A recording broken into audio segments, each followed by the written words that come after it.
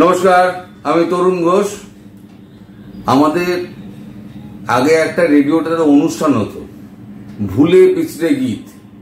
তা ভুলে বিছড়ে গীতে সব পুরনো ভুলে যাওয়া সমস্ত গান বাজনা বা শোনানো হতো। তা আমাদের এখানে মানে রাজনৈতিক ব্যাপারেও এখনো ভুলে বিছড়ে গীত সমস্ত হচ্ছে।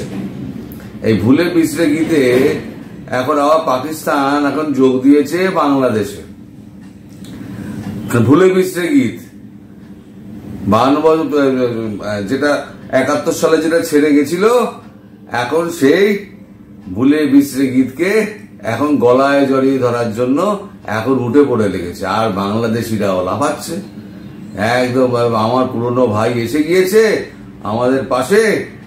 গতকালকে পাকিস্তানের রাষ্ট্রদূত বাংলাদেশে যিনি আছেন পোস্টিং, তিনি ডক্টর ইউনূসের সঙ্গে দেখা করেছেন। তার আগের দিন কিন্তু চীনের রাষ্ট্রদূত এসে দেখা করে গিয়েছেন। আগের দিন বা তার আগের দিন হবে হয়তো। যা খবর বেরিয়েছে, বাংলাদেশ পাকিস্তানের অশুভ আঁতাত। পাক দূতকে কি জানালেন ইউনূস, কি জানিয়েছে এবার শুনুন। অন্তর্বর্তীকালীন সরকার প্রধান উপদেষ্টা প্রেস উইং এর পক্ষ থেকে জানানো হয়েছে, মঙ্গলবার অর্থাৎ 27 আগস্ট প্রধান উপদেষ্টা ডক্টর মোহাম্মদ ইউনূসের সঙ্গে বৈঠক করেছেন বাংলাদেশের নিযুক্ত হাই কমিশনার সৈয়দ আহমেদ মারুফ। বাংলাদেশের রাষ্ট্রীয় অতিথি ভবন যমুনায় হওয়া এই বৈঠকে দুই দেশের মধ্যে বাণিজ্য, অর্থনৈতিক সম্পর্ক এবং জনগণের মধ্যে যোগাযোগ পুনরুজ্জীবিত করার উপরে যোগ দেন পাক হাই কমিশনার। অন্যদিকে সার্ক গোষ্ঠীকে ইউরোপিয়ান ইউনিয়নের মতো সহযোগিতার গোষ্ঠী হিসেবে গড়ে তোলার আহ্বান জানান ইউনূস। বাংলাদেশের সাম্প্রতিক বন্যা ও পাকিস্তানের প্রধানমন্ত্রী শেহবাজ শরীফ ও পাকিস্তানের জনগণ অত্যন্ত উদ্বিগ্ন বলে বৈঠকে জানান পাক হাই কমিশনার। তিনি আরো বলেন, বাংলাদেশকে সহায়তা করতে পাকিস্তান তৈরি আছে। পাকিস্তানের নিজেরই অর্থনীতির যা বেহাল অবস্থা, তাতে ঢাকাকে সাহায্য করা তাদের পক্ষে সম্ভব নয় বলেই মনে করছেন বিশেষজ্ঞরা। পাকিস্তানের অবস্থা তো আপনারা সবাই জানেন, সবাই আপনারা খোঁজ খবর যারা রাখেন। কাটোরা নিয়ে সারা পৃথিবীতে প্রধানমন্ত্রী বলেছিলেন না, সারা পৃথিবীতে কাটোরা লেকার ঘুমায়েঙ্গে। তা কাটোরা নিয়ে সারা পৃথিবীতে ঘুরে বেড়াচ্ছে, অর্থনীতি একদম ভেঙে পড়েছে। যে পাকিস্তানে একটা ছুঁচ তৈরি হয় না, সেই পাকিস্তান বলছে আমরা শিল্পে সহযোগিতা করব, আমরা অর্থনৈতিক দিক দিয়ে, আমরা সামাজিক এবং অর্থনৈতিক দিক দিয়ে আমরা একে অপরের সঙ্গে আবার জুড়ে যাব। মানে 71 সালে যে ভেঙে গেছিল, আবার সেটাকে জোড়ার চেষ্টা হচ্ছে। আর বাংলাদেশিরা হই হই করে নাচছে।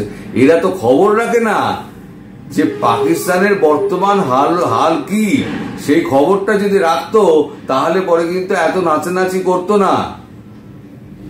আমেরিকার দয়ায় খেয়ে পড়ে বেঁচে আছে পাকিস্তান, আর এদিক ওদিক যা অর্থ পাওয়া যায় চেয়ে চিনতে রোজই বাটি নিয়ে ঘুরে বেড়াচ্ছে। যার জন্য নওয়াজ শরীফ, যার জন্য প্রধানমন্ত্রী হতে চাননি, উনি বলেছেন আমি একটা বড় ব্যবসায়ী ভাই, আমি ওরকম কাটোরা নিয়ে ঘুরতে পারবো না। তা ভাইকে শাহবাজ শরীফকে বসিয়ে দিয়েছেন। এখন কথা হচ্ছে, বাংলাদেশের মধ্যে পাকিস্তানকে ঢোকালো কে? চায়না না আমেরিকা? দেখুন, যদি পূর্ব ইতিহাস দেখেন তাহলে কিন্তু চীনের সঙ্গে বাংলাদেশের কিন্তু একটা সম্পর্ক কিন্তু রয়ে গেছে, পুরনো সম্পর্ক। সেটা মানে তলানিতে যাক বা ভেসে থাকুক বা যোগাযোগ যাই থাকুক না কেন, একটা সম্পর্ক রয়ে গেছে। কিন্তু পাকিস্তানের সঙ্গে সেই সম্পর্কটা ছিল না। আর আমার মনে হয় দুনিয়ার যত নোংরা কাজ এই ভাড়াটে পাকিস্তানি সৈন্যদের দিয়ে করায় কে? সেটা হচ্ছে আমেরিকা। এই আপনার আফগানিস্তান অ্যাটাক করার সময় তো যা করেছিল, এখনো তাই করছে। এই নোংরা খেলাটা আমেরিকায় খেলছে আমার মনে হয়। এটা আমি বলতে পারবো না, কূটনৈতিক মহলের লোকেরা বলতে পারবেন। আমার যেটা মনে হচ্ছে এই নোংরা খেলাটা আমেরিকা খেলছে। আমি নিজে যেতে পারছি না। আমি তো মেডিটেরিয়ান সিতে আটকে রয়েছি। ওখানে তো আমার চীন, ভারত, রাশিয়া কেউ আমার এন্ট্রি দেবে না। তুমি আমার হয়ে ওইখান থেকে অপারেশন করো।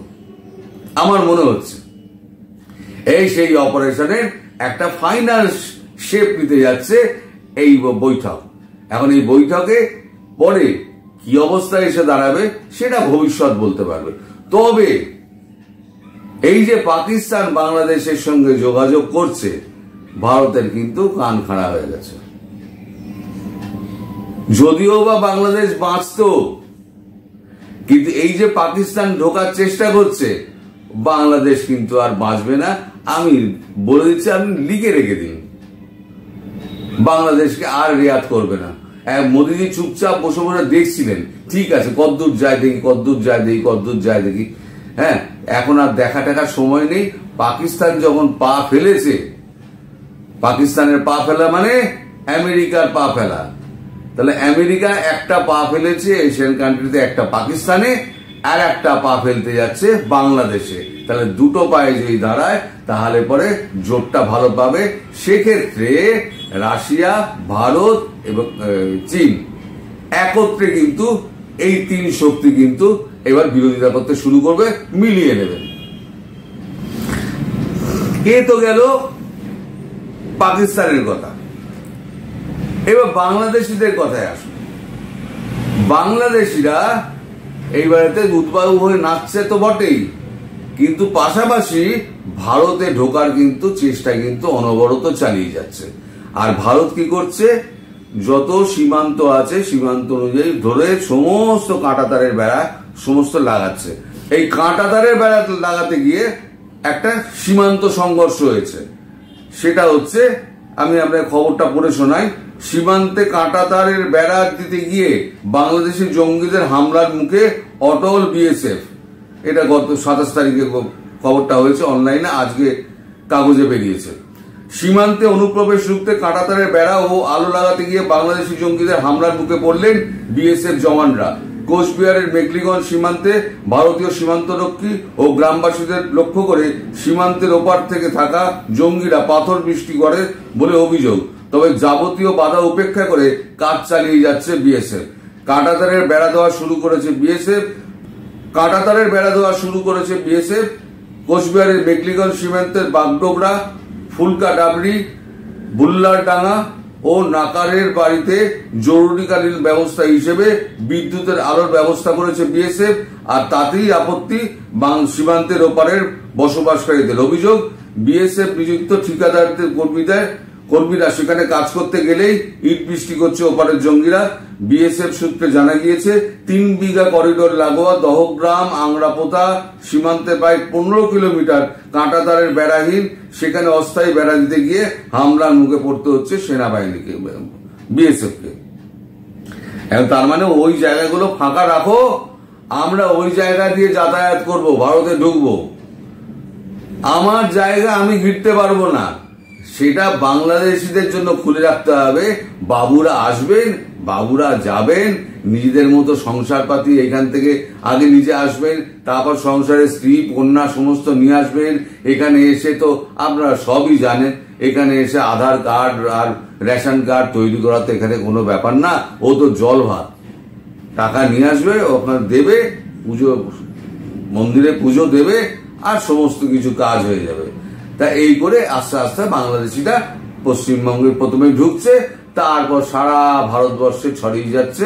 আপনার দিল্লিতে যদি কনট প্লেসে আপনি যান, আপনি যদি নয়ডাতে যান, সব দেখবেন যে ভর্তি হচ্ছে বাংলাদেশি, ভর্তি। জিজ্ঞেস করবেন বাড়ি কোথায়, নয় বলে মুর্শিদাবাদ, নয় বলবে মালদা, নয় বলবে নদিয়া, এই সমস্ত কিছু একটা বলে দেবেন। আবার নকল আধার কার্ডও আছে। নকল আধার কার্ডটা কিন্তু তারা সবসময়, আমি আধার কার্ড পকেটে দিয়ে ঘুরে বেড়াই, আমার দরকার না পড়লে আমার আধার কার্ড নিয়ে ঘুরে বেড়াতে হয় না। ভোটার কার্ড, আধার কার্ড, প্যান কার্ড আমি কেন নিয়ে ঘুরে বেড়াবো? কিন্তু ওরা সবসময় আধার কার্ডটা পকেটে নিয়ে ঘুরে বেড়ায়। যারাই পকেটে নিয়ে ঘুরে বেড়ায় জানবেন তারাই হচ্ছে বাংলাদেশি। তাই এরা বাধা দেবে না তো কি করবে? এরাই তো বাধা দেবে যে তোমরা সীমান্তে বেড়াটা দিও না, আলো লাগিও না, আমাদের যাতায়াতের পথটা প্রশস্ত থাকুক, আমরা ওখান থেকে যাব। বা ভারতের খাবে, ভারতের পড়বে, ভারতের ইলেকট্রিসিটি বিল না দিয়ে ইলেকট্রিসিটি ভোগ করবে। আরে তুই মিটার দিয়েছিস, টাকা দিয়েছিস, অগ্রিম টগ্রিম সে তো আমরা বুঝবো না, আমাদের ভারতবর্ষের কোম্পানি বুঝবে। আমি অগ্রিম টাকা দিয়ে আমি বিদ্যুৎ কিনেছি, এবার তোর গভর্নমেন্ট দেয়নি কেন তোরা বুঝবে না, আমাদের সরকার আমাদের কোম্পানি বুঝবে কেন, দেবে লাইন কেটে। যাকে পাকিস্তান এবার এখানে ঢুকেছে একটা ভিখারি, যাবে কিন্তু সেই কাফেরদের কান্ট্রিতে। যত বিদেশি আসে না টাকাটা তারাই দেয়, মুসলিমরা কেউ দেয় না, একমাত্র সৌদি আরব আর এ ছাড়া আমির শাহী ছাড়া আর কেউ দেয় না, বাকি সব কিন্তু এই কাফেরদের টাকা। কাফেরদের টাকা বলো, কাফের খারাপ। একটা কাফের খুন করলে জান্নাতে যাওয়া যাবে, এবার জান্নাতের হুরেরা কিন্তু পালিয়ে যাবে। যে হারে পাকিস্তানি মারা পড়ছে না টিটি আর বালুচিস্তানে, এরা তো খবর টবর রাখে না, নিজেরা তো ব্যতিব্যস্ত। পাকিস্তান নিজেদের চারখণ্ড হওয়ার মতো অবস্থা, বালুচিস্তান আলাদা হয়ে গেছে, সিন্ধ আলাদা হয়ে গেছে, আচ্ছা খাইবার পাখতুনখোয়া আলাদা হয়ে গেছে, রইল কি পাঞ্জাব আর ইসলামাবাদ। তারা করবে এদের সাহায্য, তাদের কাছে চাল নেই, ডাল নেই, চিনি নেই, তেল নেই, কিছুই নেই, পেট্রোল পর্যন্ত নেই প্লেন ওড়ানোর জন্য। তারা করবে এদের সাহায্য। কি সাহায্য হবে আমি তো জানি না। এরা না বোঝে উর্দু, বাংলাদেশিরা না বোঝে হিন্দি, না বোঝে ইংরেজি, না বোঝে পুস্তু। আর ওরা বাঙালি দেখলেই তো আগে তো বাঙালি খেলাতো, ও কালো काला काला छोटा छोटा आदमी है, वो क्या खाता है, हम लोग गोश्त खाता है, हम लोग नेहारी खाता है, हम बिरयानी खाता है। তো কালচারে তো মিলবে না। এখানে যখন আসবে দুই দেশের সঙ্গে যখন সম্পর্ক হবে, সামাজিক সম্পর্ক কথা বলছে, তো কালচারে তো মিলবে না। যে কালচারে না মিলার জন্যই তো 71 সালে এত কিছু হয়েছিল, অপারেশন সার্চলাইট হয়েছিল। এরা তো বাংলাদেশের মুশকিলটা কি জানো তো, বাংলাদেশের যে ইতিহাস, স্বাধীনতার ইতিহাস বাংলাদেশের মানুষকে পড়ানো হয়নি। বাংলাদেশের মানুষকে পড়ানো হয়নি বলে এত ভারত বিদ্বেষ। কারণ এরা তো জানে না, কিছুই জানে না। নিজের দেশ কি করে স্বাধীন হয়েছে সে সম্পর্কে এদের কোনো আইডিয়া নেই। মনে করে ভারত বোধহয় শুষে দিচ্ছে। এবার ভারত পাশে না থাকলে কি কি হতে পারে আগামী বছরগুলোতে, এবার শুরু হবে। আগে তো জল ছেড়েছে, সে তো বন্যার জল, সে তো গেছে, ঠিক আছে, মানে ড্যামের জল গেছে। এইবারে তো কারেন্টটা অফ হবে, আর একটা বদনাম আমাদের ঘাড়ে চাপবে। তারপর আরো কিছু কিছু অপেক্ষা করছে, দাঁড়ানো একটু অপেক্ষা করুন, আরো কিছু কিছু বদনাম আমাদের দিকে আসবে, তাতে আমাদের থরিয়ে কি আর। তোদের মালটা বন্ধ করে দিচ্ছি, এবার নাকের মঠ যা কিছু আমাদের চিন্তা শুধু ওখানে হিন্দুগুলোকে নিয়ে তাদের জন্য একটা ব্যবস্থা করতে পারলে এবার তোরা গোল্লায় যায়, আমাদের কিছু যায় আসে না। আজ ভিডিওটা এখানেই শেষ করছি দর্শক। সবাই ভালো থাকবেন, সুস্থ থাকবেন এবং সাবধানে থাকবেন। নমস্কার।